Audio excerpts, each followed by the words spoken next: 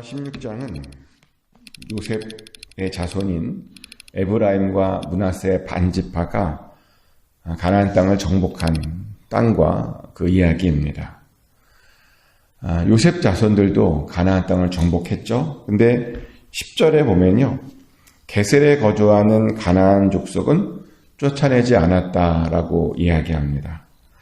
다른 지역은 다 쫓아냈는데요, 게셀에 있는 그 사람들만 쫓아내지 않았다는 겁니다. 궁금한 거죠. 왜 요셉의 자손은 다 쫓아냈는데 게셀은 안 쫓아냈다는 거예요. 못 쫓아낸 게 아니라 안 쫓아냈다. 어떤 이유가 있겠죠. 그래서 좀 찾아보니까요, 최근에 이 게셀 지역에서 아주 재미있는 석판이 하나 발견되었는데요.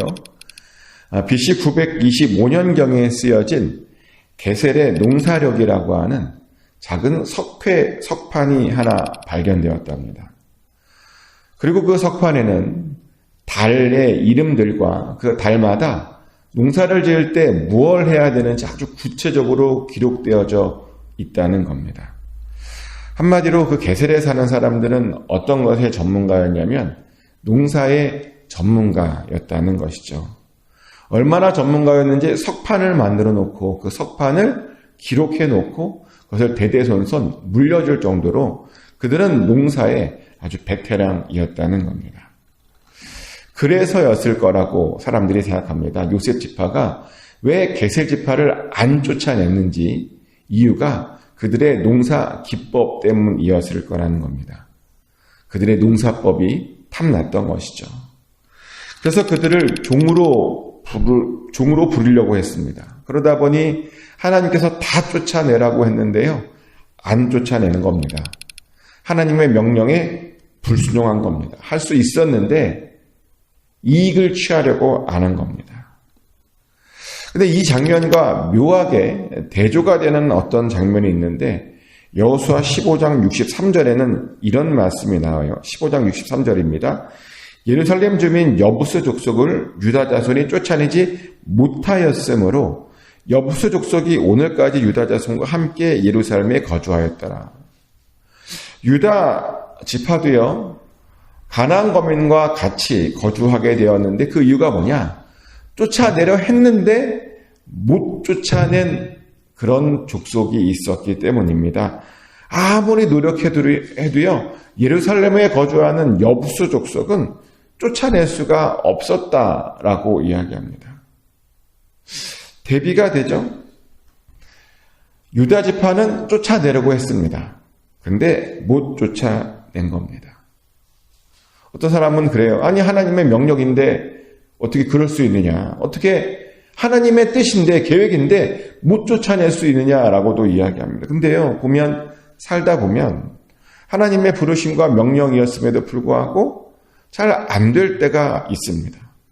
정말 열심히 노력하고 정말 열심히 최선을 다했는데도 불구하고 하나님의 뜻이었는데도 잘 안 될 때가 있습니다. 우리가 많이 보죠. 많이 경험합니다. 하나님의 뜻이거든요. 근데 안 돼요. 실제로 우리가 교회들을 봐도 알죠. 목사님들을 봐도 압니다. 모든 목사님들을 하나님께서 불러주셨잖아요. 불러주셨는데 어떤 목사님도 오면 잘 안 돼요. 모든 교회들이 하나님의 뜻 안에서 세워졌는데요, 근데 어떤 교회 보면 참 힘들어요. 참 이상하죠? 하나님의 뜻대로 세워졌고 하나님의 계획대로 부름받았는데, 그래서 열심히 노력하고 뭔가를 했는데 잘 안 될 때가 있다는 겁니다. 부르심이 있었는데도 안 될 때가 있어요. 근데 유다 지파가 지금 그랬다는 겁니다. 어떻게든 가나안 족속을 잘 쫓아내서 그 안에서 잘 살아보려고 했는데 이게 만만치가 않은 거예요. 여부스 족속이 보통 센 것이 아닙니다. 유다 지파보다 훨씬 강했습니다. 그래서 하나님의 뜻임에도 불구하고 잘 못 쫓아냈다는 겁니다. 그래서 그들은요, 무려 다윗 왕 때까지 그 여부스 족속과 같이 살아야 했다는 겁니다. 반면 오늘 본문의 요셉 지파는요, 쫓아낼 수 있었습니다. 게셀 족속들 얼마든지 쫓아낼 수 있었는데요, 자기들의 유익을 위해서 쫓아내지 않았습니다. 못한 게 아니라 안 한 겁니다. 자, 그럼 이들의 결과는 어떻게 되었을까? 요셉 지파는 안 쫓아냈고요. 유다 지파는 못 쫓아냈습니다. 그럼 우리 생각에 결과가 달라야 되잖아요. 그죠? 하나는 안 한 거고 하나는 못 한 거니까 결과가 달라야죠. 그리고 역시 우리의 기대대로 결과는 다릅니다. 먼저 게셀 족속으로 인해 생긴 결과부터 말씀드리면, 처음에는 요셉 지파가 이들이 좀 만만해 보이니까 뒀다가 나중에 좀 쫓아내지 뭐, 다 배우고 쫓아내지 뭐, 그런 생각했거든요. 근데 나중에 보면요, 이들이 얼마나 강해졌는지 모릅니다. 힘이 세졌습니다. 그래서 사사시대를 시작하는 1장은 그 게셀 지파에 대해서 이런 이야기를 합니다. 사사기 1장 29절 말씀인데요. 에브라임이 게셀에 거주하는 가나안 족속을 쫓아내지 못함에 가나안 족속의 게셀에서 그들 중에 거주하였더라. 처음에는 안 쫓아냈잖아요. 근데 사사기에 가면 못 쫓아냈다라고 바뀝니다. 더 이상 쫓아낼 수 없을 정도로 이들이 강성해졌다는 겁니다. 그래서 어쩔 수 없이 나중에는 그들과 같이 살 수밖에 없게 되었다는 겁니다. 이 장면이 묘하게 뭐가 생각나게 하는 장면이냐면 우리의 죄악이 생각나게 하는 장면입니다. 사실 우리도요, 처음에는 어떤 죄들은 컨트롤할 수 있을 것 같아요. 뭐 나중에 좀 고치면 되지. 그래서 어떤 죄는 그냥 고쳐지지 않은 상태로 우리가 쭉 같이 살게 되는 그런 죄들도 있습니다. 죄가 어떤 죄는 좀 재밌어요. 남들 골탕 먹이고 또 누구 미워하고 그래야 내가 좀 살지 뭐. 그렇잖아요. 그렇게 여전히 내 나를 위해서 둔 어떤 죄들이 있습니다. 그래서 중단하지 않은 죄들이 있습니다. 중단하지 않아도 나중에 이거 해도 되니까 이거 나중에 뭐 내가 덜 미워하면 되지 뭐. 좀 덜 순종해도 뭐 되는 거 아니야? 순종하지 못하는 어떤 것들이 있는데요. 나중에 보면요, 그것이 나중에 우리에게 습관이 됩니다. 버릇이 됩니다. 그래서 어느 순간 그것을 해결하지 못하고 그냥 쭉 가게 되는 그런 것도 있다는 겁니다. 끊으라고 하면요, 보통 힘든 게 아니라는 겁니다. 죄들이 그래요. 근데 오늘 본문의 게셀 족속도 그랬습니다. 게셀 족속은 점점 강해졌습니다. 근데 강해지기만 하면 문제가 안 생기는데요. 이게 나중에 큰 위협이 돼요. 어떤 위협이 있느냐면 애굽이 이 게셀 지파를 이용합니다. 열왕기상 9장에 보면요, 이런 사건이 나와요. 열왕기상 9장 16절 말씀을 제가 읽어드리겠습니다. 전에 애굽 왕 바로가 올라와서 게셀을 탈취하여 불사르고 그 성읍에 사는 가나안 사람을 죽이고 그 성읍을 자기 딸 솔로몬의 아내에게 예물로 주었더니. 아멘. 이게 솔로몬의 시대인데요. 다윗이 영토를 많이 확보해두고 이제 솔로몬에게 넘겨주죠. 그래서 솔로몬은 아버지가 확보한 그 영토 안에서 잘 나라를 꾸려가기만 하면 되었습니다. 근데 솔로몬이 어떤 방법으로 나라를 꾸려가게 되냐면 정략 결혼을 통해서 꾸려가게 되죠. 근데 그렇게 정략 결혼을 한 나라 중에는 애굽이라는 나라도 있었는데요. 근데 애굽의 바로가요, 자기 딸하고 솔로몬하고 정략 결혼을 시켰는데 정략 결혼을 시키고 나서 무슨 생각인지 예루살렘 성에서 불과 20마일밖에 떨어져 있지 않은 그 게셀 지역에 쳐들어가서요, 게셀 지역을 싹 다 잡아 죽이고 그 게셀 지역을 자기 딸에게 준 겁니다. 20마일밖에 떨어져 있지 않은 곳에 와서 보란듯이 다 잡아 죽이고 이걸 딸에게 주겠다. 지금 바로가요, 무력 시위를 게셀 지파를 통해서 한 것입니다. 솔로몬은 어떤 생각을 했을까요? 20마일 앞에 모든 군대가 와갖고 어떤 다른 민족이지만 어떤 민족이 싹 무너지는 것을 본 겁니다. 위협을 느꼈을 거예요. 야, 내가 이거 왕비를 데려왔는데 잘못 건드리면 큰일 나겠구나. 위협을 느꼈을 겁니다. 그래서 눈치를 봐야 했을 겁니다. 그랬더니 실제로 솔로몬이 눈치를 봐요. 하나님 눈치를 봐야 되는데 왕비 눈치를 봅니다. 그러다 보니까 솔로몬이 점점 타락하게 되잖아요. 눈치 안 봐도 되는 것에 눈치를 보다 보니 게셀지파 때문에 결국은 솔로몬이 엉뚱한 것에 집착하게 되고 그래서 타락하게 됩니다. 근데 그게 다 게셀지파였습니다. 진작에 게셀지파를 해결했으면 문제가 안 생겼는데 그냥 두었더니 그런 문제가 생겼다는 겁니다. 우리가 해야 하는 건 안 하면요, 이런 일이 벌어집니다. 반면 유다 지파는요, 열심히 노력했지만 못 쫓아낸 그런 여보스 족속이 있었잖아요.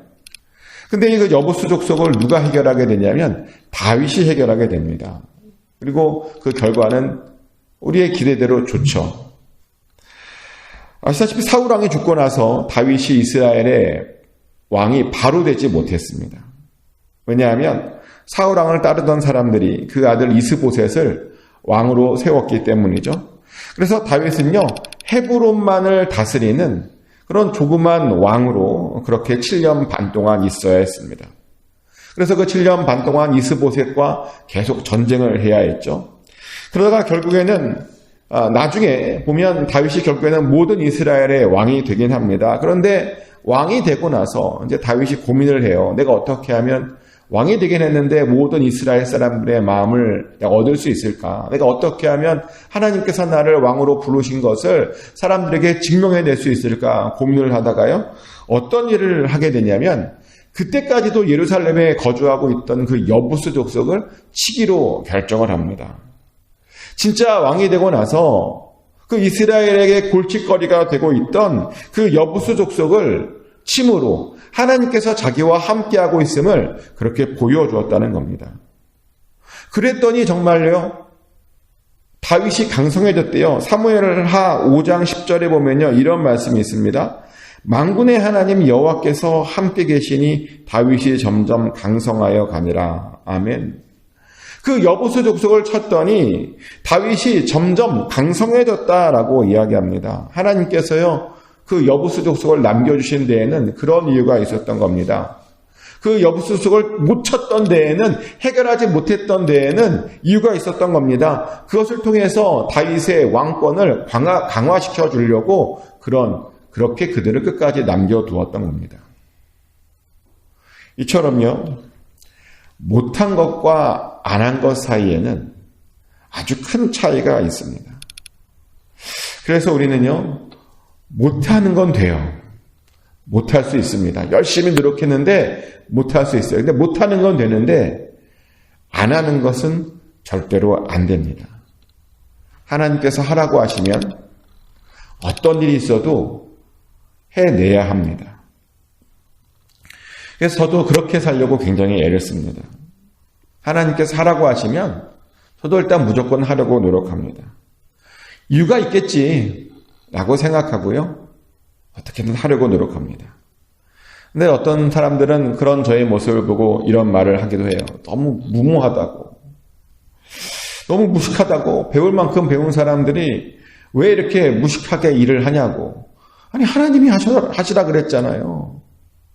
하나님이 하라고 한 겁니다. 안 하는 것보다요, 못하는 것가 낫기 때문에 그냥 무조건 하는 겁니다. 나중에 하나님 저 안 했어요 라고 말하기보다 하나님 저 했는데, 정말 했는데 못했어요 라고 하는 말이 더 낫기 때문에 일단은 하는 겁니다. 저도 그래요. 일단 하고 봅니다. 해야죠. 하지만 우리가 해야 할 때 중요한 건 뭐냐면, 그렇다고 또 아무거나 다 해서는 또 안 됩니다. 무조건 저거 해야 하는 것 같네 라고 달려들어서는 안 됩니다. 어떤 때는요, 할 수 있어도 안 해야 되는 것들도 있습니다. 하나님께서 원하시는 일이 아니라면 서로 내가 할 수 있어도, 내 능력이 돼도 우리는 하지 말아야 합니다. 이것을 잘 아신 분이 누구죠? 예수님이잖아요. 예수님에게는 못하는 일이 없으셨습니다. 왜냐하면 예수님은 성령의 힘을 자유자재로 사용하실 수 있는 분이시다 보니까요, 예수님 작정하시면 못하시는 일은 없습니다. 언제든지 기적과 표적을 행하실 수 있는 그런 분이셨죠. 그래서 사실 예수님이 결정하시면 그냥 다 일어나는 겁니다. 하지만 예수님께서요, 그렇게 하지는 않으시더라고요. 예수님에게는 아주 중요한 원칙이 있으셨죠? 어떤 일만 하셨느냐? 하나님께서 자신에게 보여주신 일만 하셨답니다. 하나님께서 자신에게 시키신 일만 하셨답니다. 그래서 예수님께서 항상 하나님을 보잖아요. 하나님께서 어떻게 하셨는지 보고 그대로 따라했다라고 이야기합니다. 하나님께서 그렇게 시키신 일만 하셨다라고 이야기합니다. 절대로 당신이 원하는 일은 하지 않으셨다라고 이야기합니다. 그렇게 절제하신 것이죠. 할 수 있는데 내가 원하는 일을 한 것이 아니라 하나님께서 원하시는 일을 절제하며 했다는 겁니다. 근데 우리도요, 해야 합니다. 우리가 구분을 못해요. 이게 하나님의 나에게 시킨 건지 내가 원하고 싶은 건지. 근데요, 하나님께서 원하시는 일만 반드시 해야 합니다. 내가 원하는 일이 아니라 하나님께서 보여주신 일만 해야 합니다. 그리고 그렇게 하기로 했으면 최선을 다해야 되죠. 그리고요, 다시 한번 말씀드리지만 최선을 다해서 열심히 했는데 안 될 수 있어요. 안 돼도 전혀 실망할 필요 없습니다. 하나님의 뜻이고 최선을 다했음에도 안 되는 일은 괜찮은 일입니다.